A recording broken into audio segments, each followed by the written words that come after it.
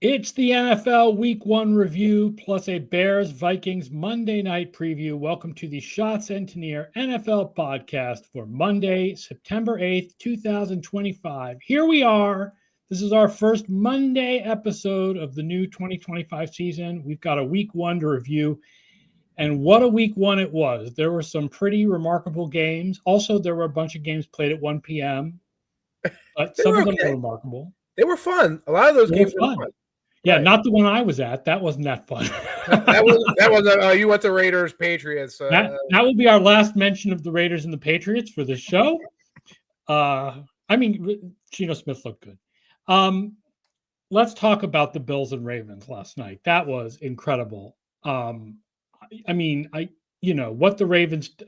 Bills did in coming back was remarkable. For those who don't know, the Ravens had a 99% win expectancy with 4 minutes and 48 seconds left, up by 15 points. And then it all fell apart. They let the Bills score. Then the Derrick Henry fumble. The Bills scored again, missed a 2-point conversion, stopped the Ravens, got the ball back. Bills get the 2 long passes and the field goal. I tire already of some of the takes about this game, but it was an incredible game. It was an incredible game. Ravens are doomed to forever find a way to lose? No, the take that I didn't like was this proves that Josh Allen was last year's MVP. Oh, that's brilliant. Yes, because things have happened. Because let me explain how the passage of time works.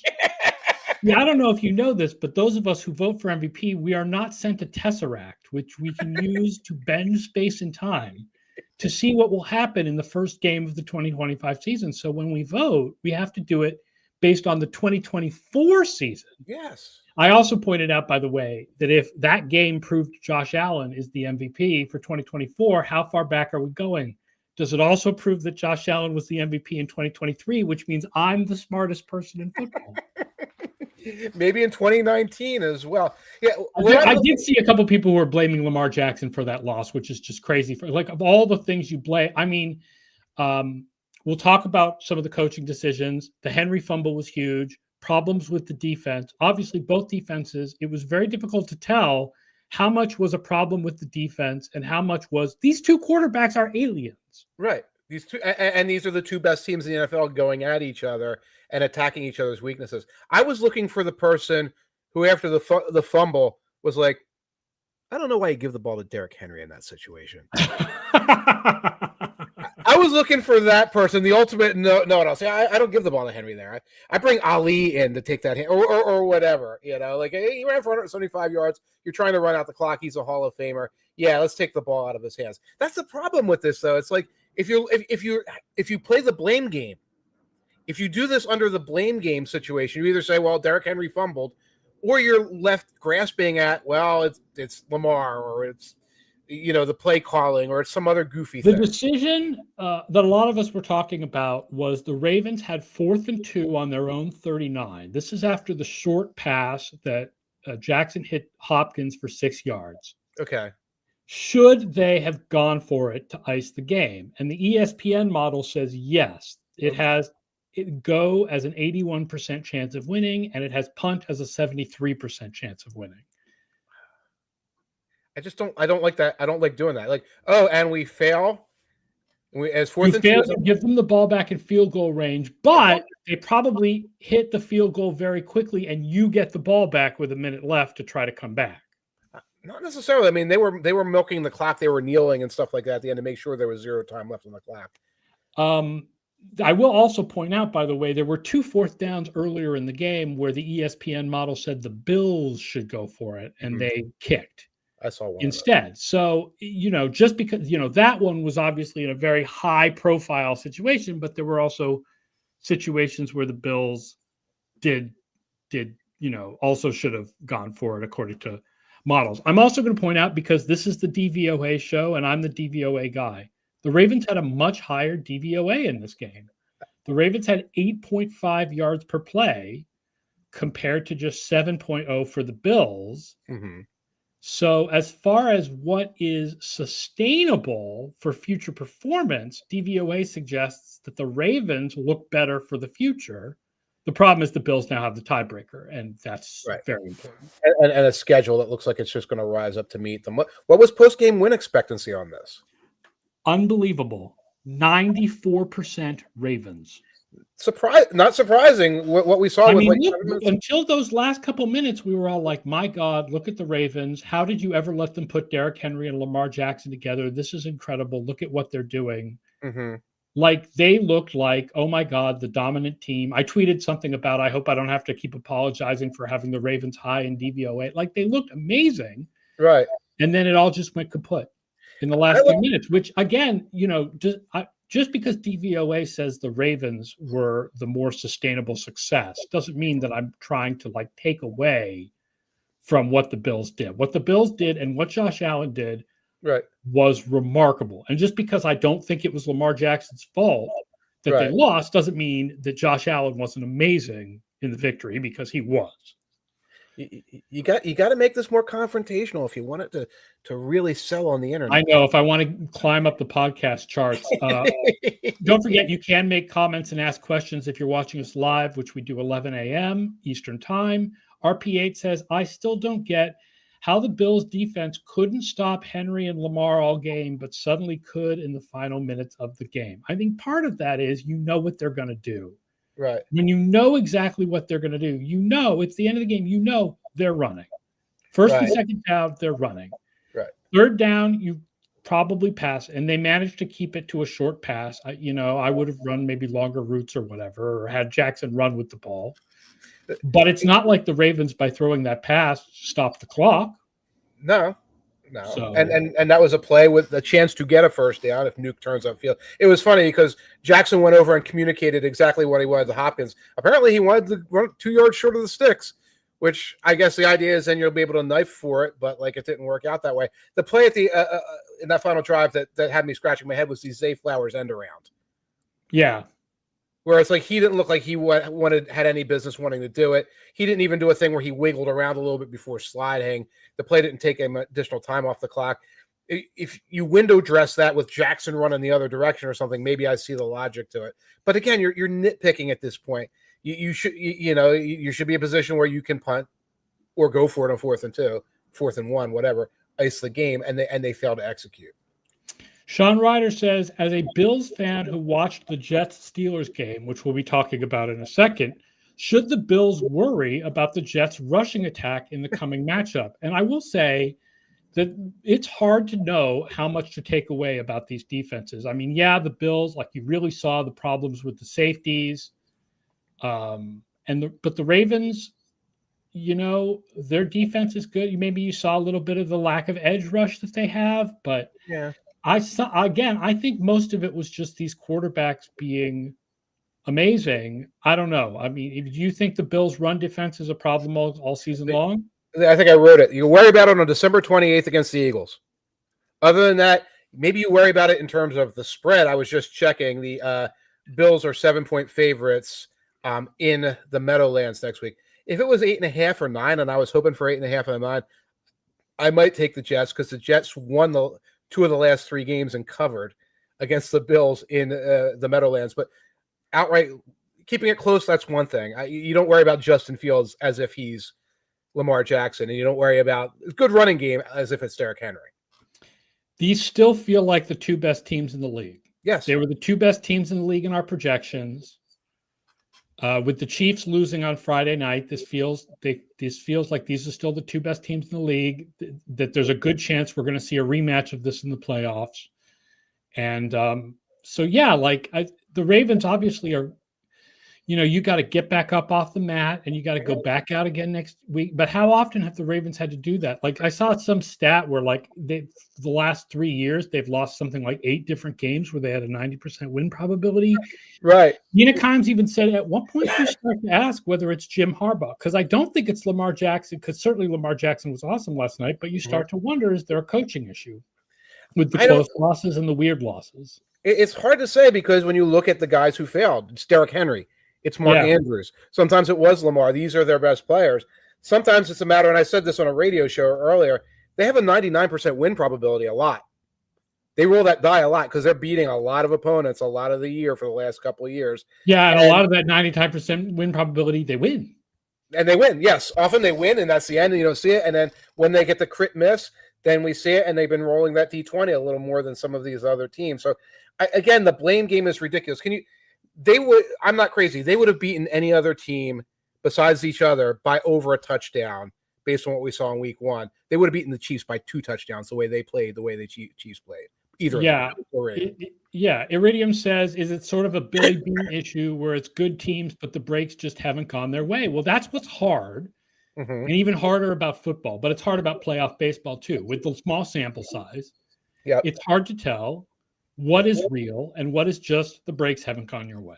Roll those dice. Yeah.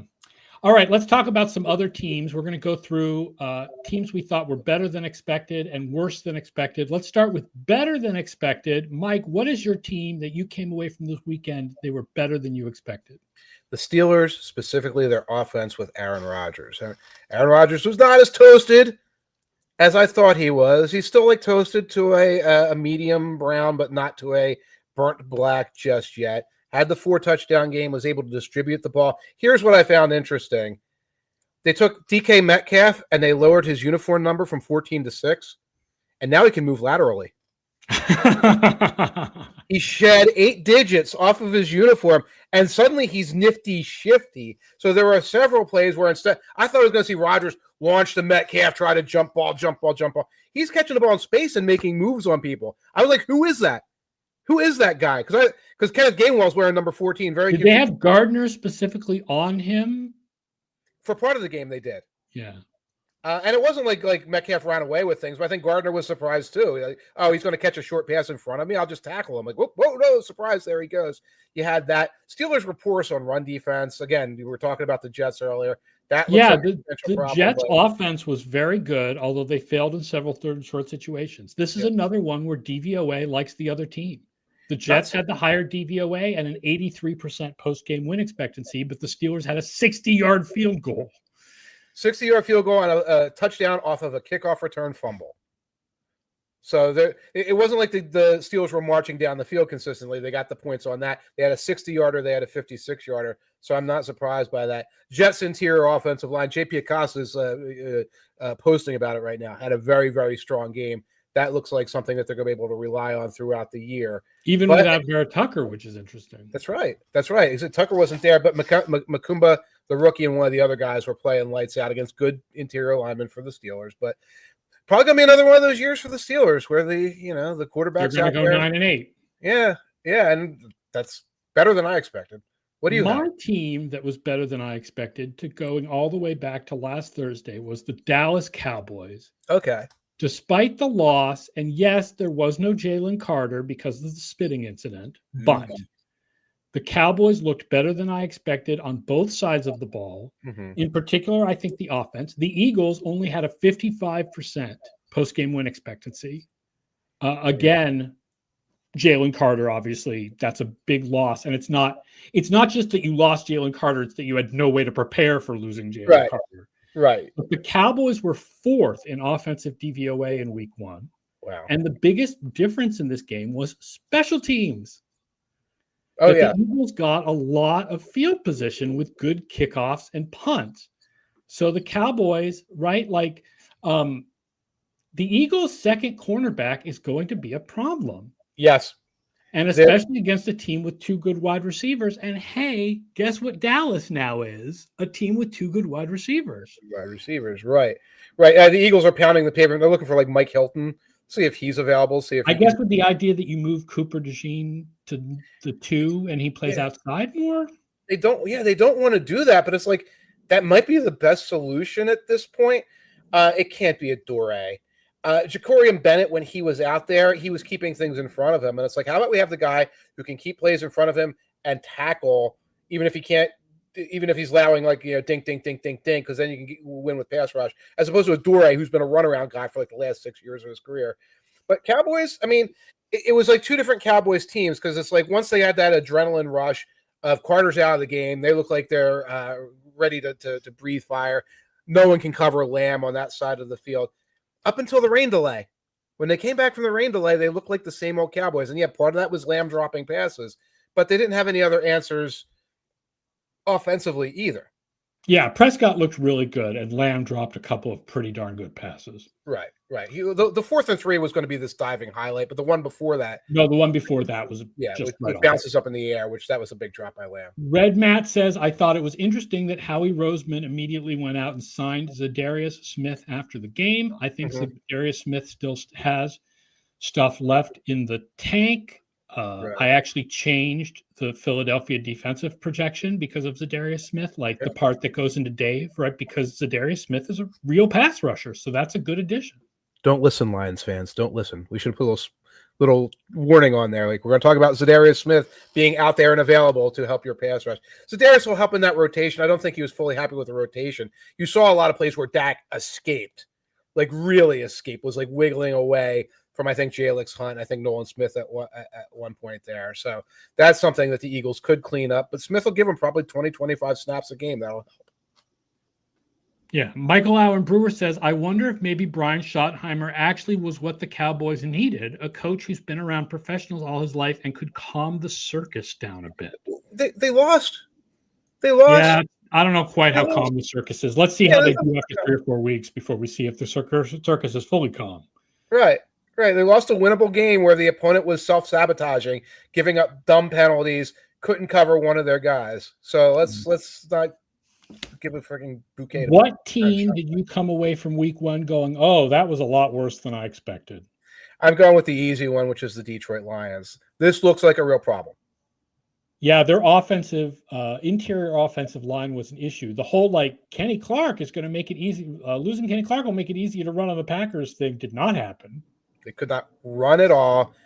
They could not really protect. And the offensive scheme looked less creative without Ben Johnson. Right. Now, it's hard to say that because you're covering up a little bit. You can't dictate quite the way you used to. You're not ahead of the sticks. But, yeah, they didn't look tight and focused and like on top of things. Defensively, you watch every one of Love's deep passes, deep connections, and look at what the Lions are trying to do to apply pressure. They're bringing 6, and it's all. There wasn't a lot of Aiden Hutchinson. After he was so amazing in the first 5 games of last year, he was not like a big thing here. And Zach Tom had him, but then also Zach Tom's backup had him for a while. They were chipping, they were rolling things, but every time you talk about missing a coordinator, they would try to bring 5 or 6. It got picked up, and when it got picked up, the secondary was exposed because the secondary is not very strong. So all these things that you were worried about, oh no, Ragnar retired. Oh no, the coordinators moved on. Oh no, it's only Hutchinson and Davenport is the other guy. Why don't they get Zadarius Smith or something? All of them look like legitimate problems right now. Yeah, someone on a radio show asked me which I thought was a bigger thing: Parsons going to the Packers, or both coordinators leaving Detroit and Frank Ragnar retiring.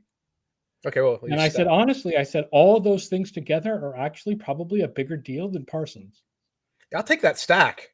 Yeah, I'll definitely take that stack, right? Because they snowball and they interact with each other. Parsons, of course, was a big deal. He was applying pressure. He was making it easier for the coordinator in Green Bay to run stunts on the other side and actually get sacks off of them, as opposed to just getting pressures. So a big win for the Packers, certainly, but troubling loss for the Lions. My team that was worse than expected is the other one that I think everyone would expect us to say, and that's the Miami Dolphins. We knew the vibes were bad. Yes. But the projection still said, look, this should be a good offense. Look at the players on this offense and look at Mike McDaniel's record and Tua Tagovailoa when he's healthy, and this should be a good offense. And their offense was horrible. Yeah. Horrible in this game, just absolutely awful. Kept giving Daniel Jones, made Daniel Jones look like a star because he kept getting the ball in good field position. Miami 31st in offensive DVOA for week 1. And it looked like, the vibes were bad. But the performance was bad. Hill isn't great, and he doesn't seem to be getting along with anybody, and there's no holes for Devon A-Chain, and you can't quantify quit.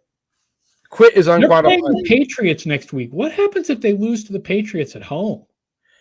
McDaniel doesn't make it to week 12, but now I'm wondering if he makes it through week 3, Patriots, and then Bills. That team could lose by if they 60. lose to the Patriots at home, they lose to the Bills the next week, and they go 0-3. Yeah, that team could lose by 60 points to the Bills the way they're playing. They were 31st in offensive DVOA. Were the Panthers worse? The Titans. I just watched that. Oh gosh. Yeah. Okay. Never mind. Not a great game for Cam Ward in his first game, but I mean, against no opponent adjustments yet in DVOA in Denver. Really good. Right, defense. they're facing the Denver defense that was very strong. Yes. What is your victory lap that you want to take where your priors were most confirmed from week 1? I'm actually borrowed one of your priors on this one because the Dolphins would have probably been my priors in terms of the vibes. But the thought that the Jaguars can schedule their way to the playoffs looks a lot better now that they went out there and they had a very easy victory in a rain delayed. You talked about 1:00 games, 4:00 games. This one was a little bit of both. Victory over the Panthers. Jaguars look solid. They look like they had their act together. You could see the separation between them and like another like rebuildy type team in the Panthers. Jaguars get the Bengals next. The Bengals weren't phenomenal. They get the Texans after that. The Texans offensive line poofed. Like Thanos poofed. All the work they did to fix their offensive line just evaporated against the Rams. You can see this thing where like Trevor Lawrence playing okay, team playing within itself, defense playing better, can just be average. Yeah, I think the Rams are one of the 3 games that are different between the Texans and the Jaguars. No, so you already. Wait, sorry, what? Rams, they do both play the Rams. Oh, they both play the Rams. Okay, because I was going to say you're already seeing the effect of the difference in the schedules between those teams, but you're not. So then the Panthers are one of the differences. Right. The Panthers are one of the differences versus the Bucs. You're already seeing the effect of the schedule. So you're already seeing the effect of the schedule. Texans then have to play the Buccaneers instead, which is yes, and you're seeing all the vulnerable teams the Jaguars are playing. The 49ers already have injury issues. The Seahawks look kind of silly. I mean, their defense looks okay. There's all these winnable games stacking up there. Texans, meanwhile, looking vulnerable, and again, have a lot of tougher opponents on the schedule. I'm going to go with the same game in the opposite side, which is we said the Panthers that normally when you improve in the second half of the season, it doesn't necessarily carry over to the next year. And 29th overall and 29th on offense for week 1. Trading Thielen, definitely. I mean, like Jalen Coker and everything, but he was a young security blanket last year, and he's not there anymore. And the offense looked bad against the Jaguars defense that nobody thinks is that great. Right. By the way, Travis Hunter played 6 defensive snaps. Right. For those who are wondering, how many defensive snaps did Travis Hunter play? And I think that the Panthers looked like, this is not one of the better teams in the league. Not even close. Offense couldn't get anything done. Coker's hurt, which I guess makes it a little surprising because I think Coker was hurt when they traded Thielen, but who knows why they're doing what they're doing. Can't get anything done offensively. We're okay defensively, but we kind of got like one big turnover. That was it. I had that one as a victory lap team too. I'm glad you took it though, because they look weak, and there was a lot of maybe false optimism how good they'd be. And to answer Matt's question, I have not looked at Seattle's field goal in the fourth quarter. He asked if we looked at whether Seattle should have kicked a field goal in the fourth quarter, and I don't know the exact game situation. I was watching Detroit Green Bay or listening to Detroit Green Bay on my way back from Foxborough. I watched it, but the only thing that the Seahawks could do on offense at all for the entire game is just hope Jackson Smith-Jigba. Yeah, everything else was a screen pass for a loss of 4. Every single other play they ran, so I'd kick it. So every week on the Monday show, we talk about reverse post-game win expectancy.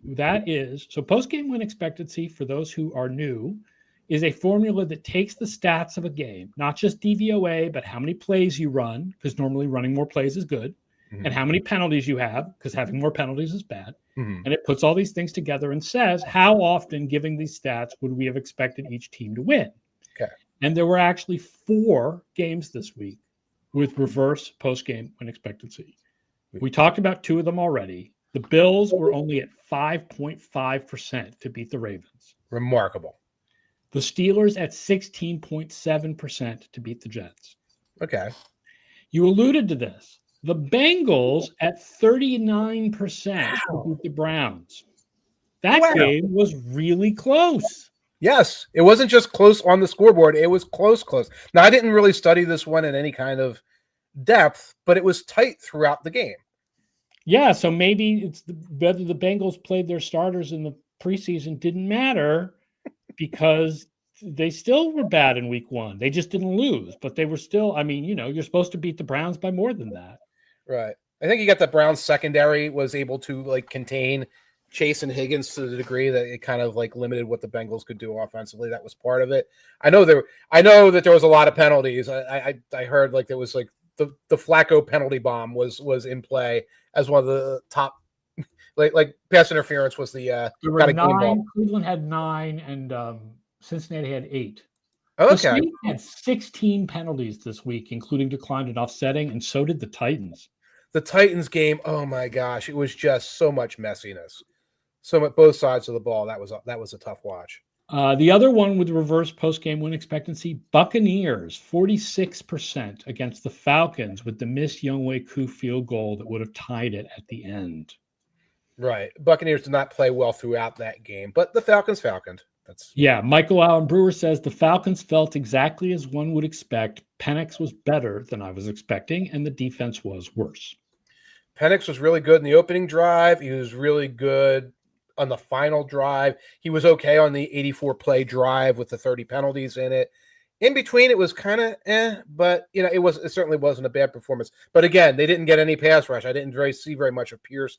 I didn't see very much of Walker. When they did, I don't think either Pierce or Walker is starting to start the season. I'm not sure either. And there are injuries. It was very quiet. And then when they did get pressure, because it was like, backup left tackle in for the Buccaneers, etc., Mayfield was usually able to like slip away from it and make a play. So let's go through the DVOA top 12, but this is just 1 week of games and there's no opponent adjustment. So we'll go through it quickly because it doesn't matter that much. It's just 1 week. Dallas 12, Philly 11, okay. Chargers 10, Jets 9, despite the loss. Wow. Rams 8, Raiders 7, Baltimore 6, Denver 5, Jacksonville 4, Green Bay 3, Indianapolis 2, and Washington 1, and New York Giants 32. Welcome back, New York Giants football. Brian Daboll is trying to stonewall the media. He is chipping on the sidelines with Malik Neighbor. Dart is getting ready on the sidelines. He's got a package. There's a package somewhere. Somebody stole it when the Amazon guy pulled up with the package and somebody else ran off with it. Bill Barnwell and Seth Walder pointed this out. They went for it on 4th and 3 at the goal line. Got it. Then got stonewalled and were on the 2 and kicked from the 2 instead of going then for 4th and 2. And normally what you hear from coaches is, well, we didn't have a play. Where was the Jackson Dart package? Yeah, right. 4th and 2 on the goal line. Where's the Jackson Dart package, buddy? Jackson Dart, Tyrone Tracy, you run like a zone read, and like out here's Malik Neighbors, and he's got like the corner and the safety with him. And if he doesn't have the corner and the safety, just throw a slant at him, see what happens. No, everybody becomes Joe Judge when they come to New York. No matter who you were, you become Joe Judge. Let's talk just a little bit about Monday Night Football. I did not prepare stats because I feel like these teams have changed so much from last year because the Bears have the new coaching staff and the Vikings have the new young quarterback that I don't know whether stats from last year were really going to tell us about how these teams were going to do against each other. But I will point out that Caleb Williams did well against the Vikings last year. Okay. And I was not aware of that. So, but now a new coordinator. So I don't know. I don't quite know what to expect. I don't think the line knows what to expect. The Vikings are favored on the road, but only by 1.5. So it really is like we're not sure what we're getting tonight. I'm now remembering that Williams had this game where he was always like 2 scores back and driving down to get them 1 score back. I kind of remember one of those games against the Vikings. Have you read Ty Dunn's House of Dysfunction? On the Williams, I have not yet. Tell us. It is Cuckoo Nanners. If you were wondering, like, did Seth Wickersham maybe not tell like one side of the story of like what was really going on here? Ty fills in a lot of the details of how bad it makes Caleb Williams does not look very good. He does not look like the most workplace-ready young individual in the history of society. Ryan Poles manages to look worse. It's a fascinating read. Check it out before the game. You will not be disappointed. I think it's golong.substack.com for Ty Dunn's Substack. Yes, go long. All right. That does it for the Monday show. Back in the saddle, man. Back to the season. Feeling excited. We are so back. Good Monday Night Football tonight. Don't forget to like and subscribe to the show if you're listening to us as a podcast. We will be back Thursday with previews of the Week 2 games, including the Super Bowl rematch, plus the Commanders and the Packers for the first Amazon Thursday night game. Good Thursday nighter. Yeah, MikeTanier.substack.com. If you're not reading it, you should be. I'm Aaron Schatz. Thanks for listening and watching.